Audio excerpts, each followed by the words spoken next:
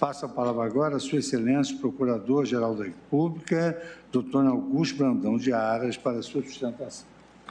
Obrigado, senhor presidente. Cumprimento Vossa Excelência, ministro Luiz Fux, presidente do Supremo Tribunal Federal. Cumprimento a excelentíssima senhora ministra Rosa Weber, vice-presidente.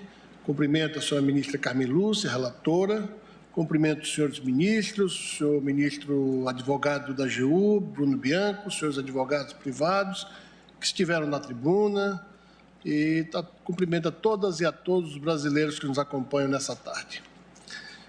Senhor presidente, trata-se de uma DPF com pleito de medida cautelar proposta com o objetivo de que se declare inconstitucionalidade do decreto presidencial 10.224 de 2020, que ao regulamentar a Lei 7.797 de 89, conferiu nova estrutura administrativa ao Fundo Nacional do Meio Ambiente, o FNMA.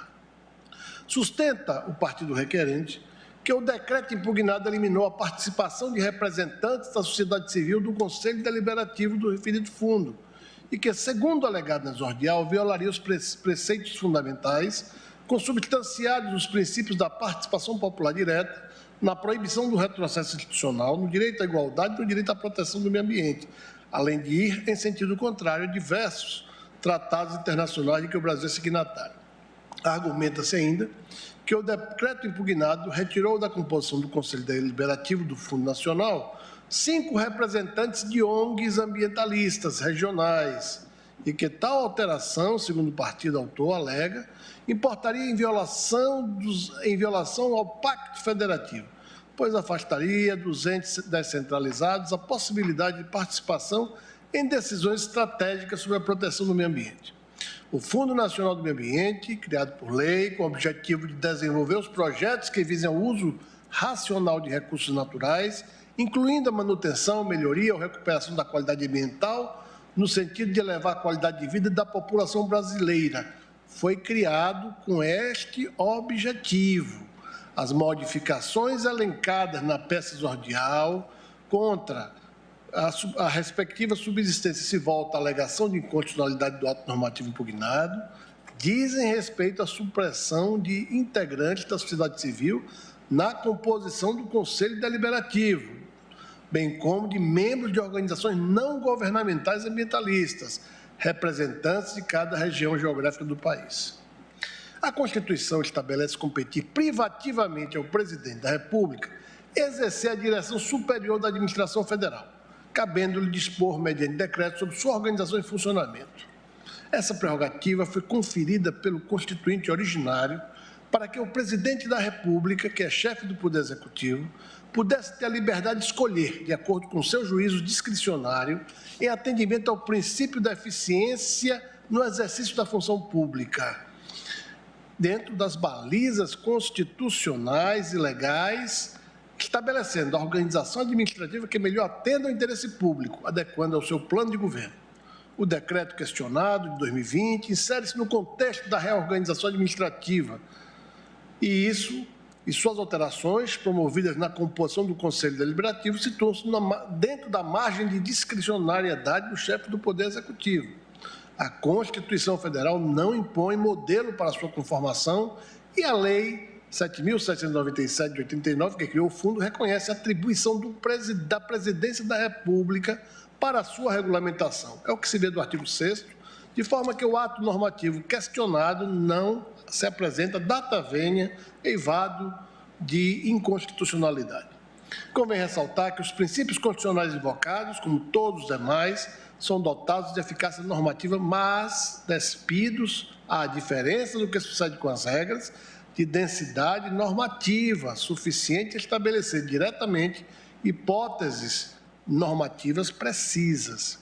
Recordando a doutrina de Emílio Betti, que ressaltava a potencialidade normativa dos princípios, fazendo referência à sua excedência de conteúdo deontológico ou axiológico, Gustavo Zagrebelsky define-os como normas sem espécie, dotados de prescrição genérica, ressaltando que a determinação acerca da ação ou a decisão específica não é, desde já, integralmente contida no princípio, mas exige a participação. Ou seja, uma ação participante de quem é chamado a fazê-la valer na prática. A definição de quem é chamado a fazer valer os princípios não exclui a definição dos espaços institucionais demarcados pelas normas de competência. Nem o Poder Judiciário da Tavênia poderia, quando provocado, olvidar a ampla zona de discricionariedade que preside a organização administrativa e cujos marcos foram aviados pela Constituição. Em si, cuidando de organização da estrutura do Poder Executivo, dispõe o referido artigo 86, inciso 6 da Constituição, que é da competência privativa do Presidente da República o dispor, mediante decreto, sobre a organização e funcionamento da administração pública federal, quando não implicar aumento de despesa nem criação ou extinção de órgãos públicos. A lei que criou o Fundo Nacional do Meio Ambiente, que não foi impugnada na presente ação, não impugna nem se dirige à imposição de exigências atinentes à membresia ou à composição de seu Conselho Deliberativo. Tampouco o faz ou fez a Constituição da República. Não se pode, mercê do apelo às normas, princípios, que não definem, não suprimem a decisão política na matéria, nulificar reestruturações administrativas, transformando o Poder Judiciário em gestor de arranjos orgânicos situados na estrutura do funcionamento de outro poder ou órgão constitucional autônomo. Advirta-se contra os riscos sistêmicos de uma postura hermenêutica que recorra à suposta objetividade de princípios constitucionais, como se eles apontassem numa única direção, enquanto, ao contrário, têm fato-espécie aberta e o seu próprio grau de indeterminação, sendo afeiçoados a composições plurimas, a harmonizações variadas por obra, prioritariamente da lei, resultante do exercício legítimo dos direitos da representação política conferidos pelo voto popular. Quanto ao presente caso, impõe-se ter presente que a alteração da forma de composição do Conselho Deliberativo não encontra restrição ou imposição constitucional ou legal. A atuação democrática do Conselho, estruturado por ato da autoridade competente, é o que se presume, e a sua composição não pode ser congelada pela simples invocação do princípio de vedação ao retrocesso. A invocação conjunta de multifários e importantes valores constitucionais, associadas à indevida presunção de má-fé, não há de resultar no desmantelamento de um dos predicados essenciais da noção clássica da Constituição, como a Carta das Competências. A Constituição versa sobre direitos e valores constitucionais da maior envergadura, mas não descura igualmente da definição de espaços institucionais inconfundíveis, demarcando zonas de autonomia insusceptíveis de esbulhos, como tensionado na petição inicial. Além disso, a Lei de Criação do Fundo Nacional traça as diretrizes que deverão ser seguidas pelo Conselho Deliberativo, impondo parâmetros razoáveis de representatividade e legitimidade às destinações de recursos públicos, tais como os objetivos a serem buscados dos projetos que terão aplicações prioritárias de recursos financeiros. Nesse passo, convém traçar dois discrimes. Primeiramente, a questão sobre julgamento difere daquela objeto da ADI 6.121, em que esta Suprema Corte analisou a extinção de conselho de âmbito nacional com a participação popular na condução de políticas públicas, previsto em lei em sentido formal. Aqui, além de não estarmos diante da extinção de colegiado, a requerente insurge-se contra a alteração de composição do Conselho Deliberativo, de fundo de natureza contábil e financeira. O objeto da presente arguição também se distingue daquela que anima os autos da DPF 622, em que esta Corte reconheceu contrariedade à norma constitucional expressa que exige a participação da população, através de organizações representativas para a formulação de políticas públicas para crianças e adolescentes, bem como a violação à legalidade, diante da previsão constante daquela lei ali discutida, 8.242 de 91, que assegura paridade na representação do poder público e da sociedade civil no CONANDA. Em relação ao Conselho Deliberativo do Fundo Nacional do Meio Ambiente, como explanado, não há regra constitucional legal que impunha a participação de sociedades civis e, no particular, de ONGs regionais.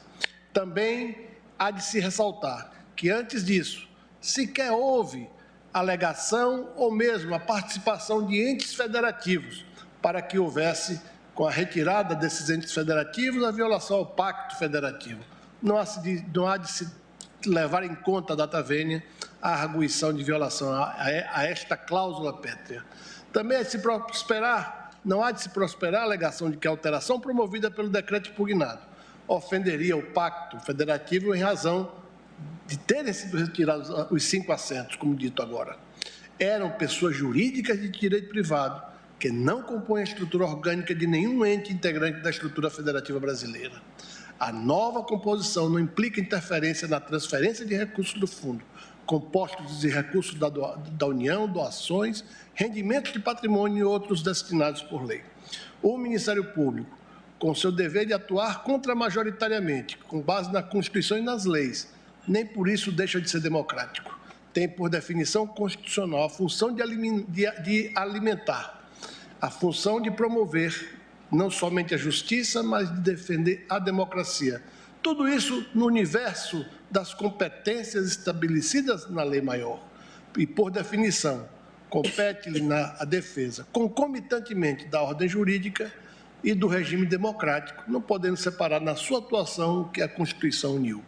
O Ministério Público se posiciona em conformidade com direitos fundamentais. Como se tem dito, se de um lado o espaço dos direitos restringe inexoravelmente o espaço da decisão democrática, de outro, claramente, não o anula. Finalmente, senhor presidente, depois de ouvir os discursos, as falas da tribuna, fica a sensação a este Procurador-Geral da República que a democracia participativa é aquela que conjuga representação democrática no Congresso Nacional e nas casas legislativas, assim como na eleição de um chefe de poder executivo, mas que a democracia direta ela ocorre não só pelos meios que a Constituição prevê, ou seja, plebiscito, referendo, iniciativa popular, mas também em quase uma dúzia de normas constitucionais que prevêem paridade da sociedade em órgãos de representação colegiada, mas também em leis ordinárias que assim o estabelecem. Não parece data vênia ser o caso dos autos, não parece ser data vênia o caso desta DPF, em que os representantes do colegiado, deste Fundo Nacional do Meio Ambiente, foi, por força de lei, entregue e confiado à competência do Poder Executivo para dispor sobre a sua composição. Ademais, é importante registrar que temos que ter certas cautelas, não no particular com os amici curiae que vêm a essa casa representando ONGs ambientalistas, mas não é despiciendo lembrar que há 5 anos, no levantamento feito pela imprensa e por órgãos oficiais, havia nesse país 3.300 ONGs conhecidas, 3.000 na Amazônia, 300 para o resto do Brasil. Este fato nos impõe uma certa cautela para que os interesses nacionais, para que a soberania nacional, para que a soberania popular seja, numa democracia substantiva que tanto desejamos, preservada, garantida e defendida por toda a sociedade e pelo Estado através das suas instituições. O Ministério Público, nesta sentada de julgamento, manifesta-se, pois, pelo não conhecimento dessa DPF, se conhecida pela sua improcedência, em razão dos argumentos aqui expostos. Muito obrigado, senhor presidente, senhoras ministras, senhores ministros.